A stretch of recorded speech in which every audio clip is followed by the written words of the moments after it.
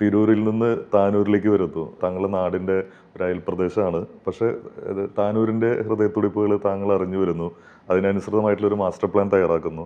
പക്ഷെ 5 വർഷം ആണ് സാധാരണഗതിയിൽ ഒരു ജനപ്രതിനിധിക്ക് ആ കാര്യങ്ങൾ അവിടെ നടപ്പിലാക്കാനായിട്ട് കിട്ടുക. പക്ഷെ അപ്പോഴേക്കും ചിലപ്പോൾ പിന്നത്തെ 5 വർഷമായിരിക്കും ഇതിൻ്റെ ഒരു തുടർച്ച കിട്ടുക. പക്ഷേ ഈ 2 ഭാഗ്യങ്ങളും ഒരുമിച്ച് താനൂര് ലഭിച്ചിട്ടുള്ള ഒരാളാണ്. അവിടുത്തെ ജനങ്ങൾ താങ്കളെ അത്രയധികം സ്നേഹിക്കുന്നു. പക്ഷേ അതേ താനൂരിൽ നിന്ന് തിരൂരിലാണ് വീണ്ടും മത്സരിക്കാൻ ഒരുങ്ങുന്നത്. പക്ഷേ തിരൂര് താങ്കൾക്കൊരു അപരിചിത നഗരമൊന്നുമല്ല. താങ്കൾ ജനിച്ചു വളർന്ന നാട് കൂടിയാണ്. അപ്പോൾ താനൂരിൽ നടപ്പിലാക്കിയ എത്ര നല്ല കാര്യങ്ങൾ, ആ നല്ല കാര്യങ്ങളൊക്കെ തന്നെ തിരൂരും നമുക്ക് നടപ്പിലാക്കാനായിട്ട് സാധിക്കും.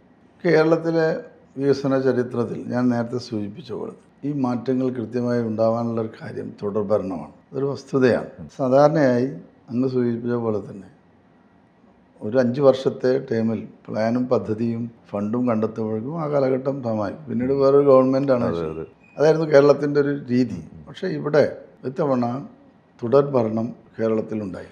അത് സത്യത്തിൽ കേരളത്തിലെ ജനങ്ങൾക്ക് അനുഗ്രഹീതമായി എന്നുള്ളതാണ്. ഇതിൻ്റെ ഭാഗമായിട്ടാണ് ഈ പദ്ധതികളുടെ പൂർത്തീകരണം കൃത്യമായിട്ട് നടന്നത്.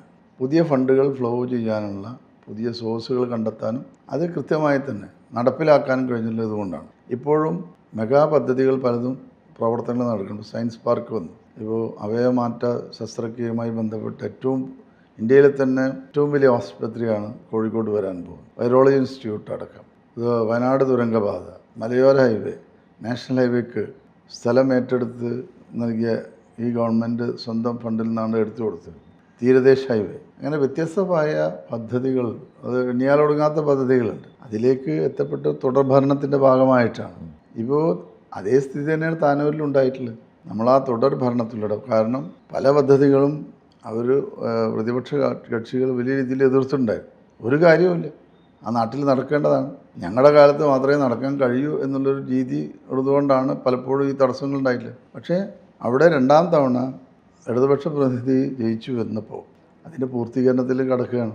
ഇപ്പോൾ Tanur government college, green college എന്നാണ് എനിക്ക് പറയാം, ആ രീതിയിലേക്ക് അതിനെ മാറ്റിയെടുത്ത് പുതിയ കെട്ടിട നിർമ്മാണം കഴിഞ്ഞു. അവിടെ ഉദ്ഘാടനം കഴിഞ്ഞു. 17 ക്ലാസ് റൂമിൽ അടിയന്തരമായി ഇപ്പോൾ നിർമ്മിച്ചു കഴിഞ്ഞു. അപ്പോൾ ബാക്കിയുള്ള ക്യാമ്പസിൻ്റെ മോഡിയൂട്ടിൽ അവിടുത്തെ കളിക്കളങ്ങൾ നിർമ്മിക്കുക, അത്തരം പ്രവൃത്തിയാണ് ഇപ്പോൾ നടന്നുകൊണ്ടിരിക്കുക. ഇവിടെ കാണേണ്ടത് ഇതെല്ലാം തന്നെ സാധ്യമായ തുടർഭരണമാണ്. പക്ഷേ അവിടെ നിന്നും ഇനി വരാൻ പോകുന്ന കാലഘട്ടം എന്നുള്ളത് അടുത്ത 50 വർഷത്തേക്കുള്ള കാഴ്ചപ്പാട് ഈ ഗവൺമെൻറ്റുണ്ട്. അത് നടന്നു പോവുക എന്നുള്ളത് തന്നെയാണ്. ഇവിടെ ഇപ്പോൾ അതിദാരിദ്ര്യ നിർമ്മാർജ്ജനം നമ്മൾ നടപ്പിലാക്കി. ഞാൻ കുറേക്കൂടി കേരള വികസനവുമായി ചേർന്നുകൊണ്ട് സംസാരിക്കുക.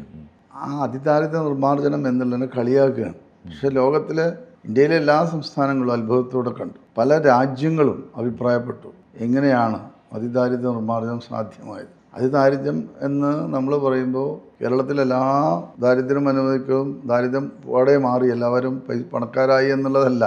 ഭക്ഷണം കിട്ടാതെ പട്ടിണി കിടക്കുന്ന ആരും കേരളത്തിലില്ല.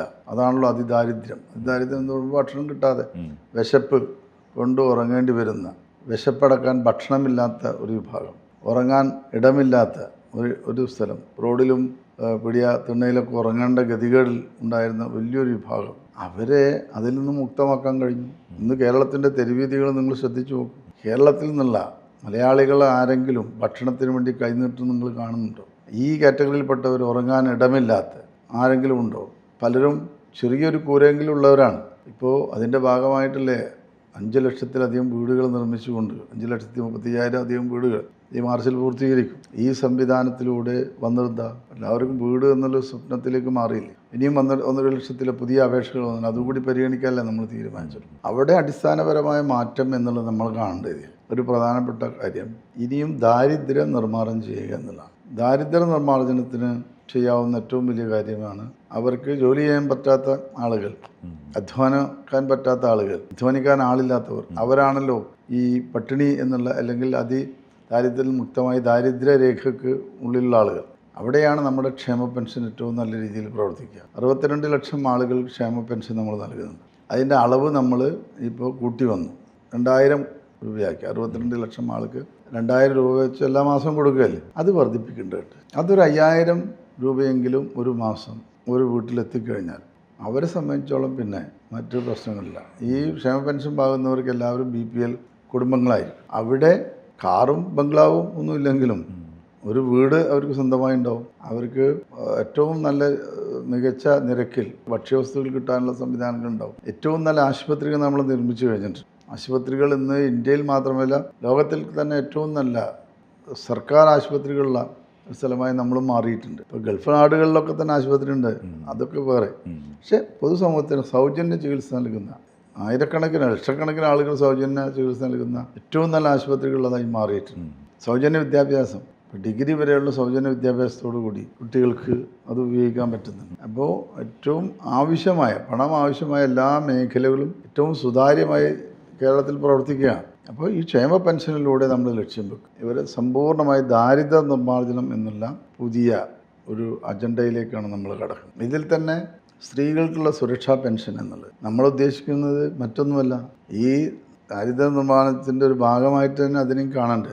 അവിടെ പലപ്പോഴും പല വീട്ടമ്മമാരും അവരുടെ സ്വകാര്യ ആവശ്യങ്ങൾക്ക് പോലും ₹1 മക്കളോടോ ഭർത്താവിനോടോ ചോദിക്കേണ്ട, പലപ്പോഴും അവരുടെ കയ്യിൽ ചിലപ്പോൾ കൊടുക്കാൻ പണമില്ലാത്തൊരവസ്ഥയുണ്ട്. അവിടെയാണ് നമ്മൾ സ്ത്രീ സുരക്ഷാ പെൻഷൻ 35 ലക്ഷം അധികം ആളുകൾക്ക് നൽകാൻ പോകുന്നത്. അത് കിട്ടിക്കഴിഞ്ഞാൽ അവരെ ഒരു പോക്കറ്റ് മണി അവർക്ക് കിട്ടണം. അപ്പോൾ ആ പണവും ഒരു വീട്ടിലേക്കാണ് വരുന്നത്. അവിടെ ഇപ്പോൾ ഈ തിരൂർ, താനൂർ അടക്കമുള്ള മുനിസിപ്പാലിറ്റികൾ ഈ സ്ത്രീ സുരക്ഷാ പെൻഷൻ നൽകുന്നതിൽ വലിയ കുറവ് കാണിച്ചു, അപാകത കാണിച്ചു. സർക്കാർ നൽകുന്ന പണം ജനങ്ങളിൽ എത്തിക്കണ്ടേ? അപ്പോൾ ഇപ്പോൾ കഴിഞ്ഞ മാസം കിട്ടേണ്ട പലർക്കും ഇപ്പോൾ താനൂരിൽ ഇപ്പോൾ ഞാൻ അറിഞ്ഞത് അവർക്ക് വിതരണം ചെയ്യില്ല, ഇപ്പോൾ കൊടുത്തു തുടങ്ങി. കാരണം ആ രീതിയിലുള്ള പ്രഷറുണ്ടായി. CPM അടക്കമുള്ള കക്ഷികൾ സമരം ചെയ്തു. അപ്പോൾ തിരുവല്ലൂരും ആ രീതിയിൽ ഇപ്പോഴാണ് കൊടുക്കുന്നത്. അപ്പോൾ പലപ്പോഴും ആനുകൂല്യങ്ങൾ പോലും തടഞ്ഞു വെക്കുന്ന അവസ്ഥ ഇവിടുത്തെ പ്രതിപക്ഷ നഗരസഭകളൊക്കെ തന്നെ ചെയ്യുന്നു. അതിനെല്ലാം മറികടന്നുകൊണ്ടാണ് നമ്മൾ ഈ ഒരു ദാരിദ്ര്യ നിർമ്മാർജ്ജനം എന്നുള്ള കാര്യങ്ങളിലേക്ക് നമ്മൾ പോകുന്നത്. ഇപ്പോൾ ലൈഫ് പദ്ധതിന് കേന്ദ്ര പദ്ധതി കൂടുതൽ വന്നുകൊണ്ടാണ് നമ്മൾ ലൈഫിൻ്റെ എണ്ണം കുറഞ്ഞിട്ടുള്ളത്. കേന്ദ്രം എത്ര രൂപയാണ് കൊടുക്കുന്നത്? ഒരു 75,000 രൂപയാണ് ഒരു വീട് നിർമ്മിക്കാൻ കൊടുക്കുന്നത്. നമ്മൾ 4 ലക്ഷമാണ് കൊടുക്കുന്നത്. ഇന്ത്യയിൽ തന്നെ എല്ലാ സംസ്ഥാനങ്ങളിലും ഏറ്റവും കൂടുതൽ കിട്ടുന്ന 1 ലക്ഷം 1.5 ലക്ഷം രൂപയാണ് അവർക്ക്. ഇതെല്ലാം പരിശോധിച്ച് വരുമ്പോൾ നമ്മൾ സമ്പൂർണ്ണമായുള്ള ദാരിദ്ര്യ നിർമ്മാർജ്ജനത്തിലേക്ക് പോവുക എന്നുള്ളത് കേരളത്തിൻ്റെ വികസനത്തിൽ ഏറ്റവും പ്രധാനപ്പെട്ട ഒരു നാഴികക്കല്ലായി തന്നെ വരും.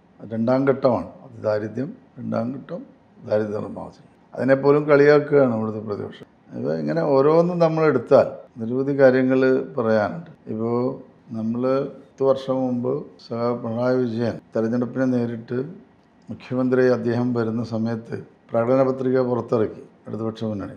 ഈ മുന്നണി പുറത്തിറക്കിയിട്ടുള്ള പ്രകടന പത്രികയിൽ 97% കാര്യങ്ങളും പൂർത്തീകരിച്ചു ആ 5 വർഷം. ആ 3% പ്രവർത്തികൾ ഈ 2ാം ടേം ആയപ്പോൾ അതും പൂർത്തീകരിച്ചു. ഇത്തവണ പറഞ്ഞ കാര്യങ്ങളും നമ്മൾ പൂർത്തീകരണത്തിൻ്റെ വക്തേക്ക് പോവാണ്. അപ്പോൾ ജനങ്ങളുടെ മുമ്പിൽ അവതരിപ്പിച്ച പ്രകടന പത്രിക കൃത്യമായി തന്നെ അത് പൂർത്തീകരിക്കാൻ കഴിഞ്ഞൊരു ഗവൺമെൻറ് കൂടിയാണ്. അതുകൊണ്ടാണ് എല്ലാവരും പറയുന്നത് വികസനം എത്തി എന്ന് പറയുന്നത്. കാരണം നമ്മൾ അതാണ് ഒരു ഗവൺമെൻറ് മാസ്റ്റർ പ്ലാൻ എന്നുള്ളതാണ് പ്രകടന പത്രിക. അത് നടപ്പിലാക്കുക എന്നുള്ളതാണ്. അത് നടപ്പിലായതുകൊണ്ടാണ് കേരളത്തിൽ വികസനം എത്തി. നല്ല രീതിയിൽ തന്നെ വികസന പ്രവർത്തനങ്ങൾ നടന്നിട്ടുണ്ട്, മാറ്റമുണ്ടായിട്ടുണ്ടെന്നുള്ളത് എല്ലാവരും പറയുന്നത്. അപ്പോൾ കൃത്യമായ പ്ലാനിൻ്റെ അടിസ്ഥാനത്തിൽ ആണ് ഇതെല്ലാം തന്നെ നടന്നിട്ടുള്ളത്. അത് ഈ നാട്ടിലെ ജനങ്ങൾക്ക് ഏറ്റവും ഉപകാരപ്രദമാണ്.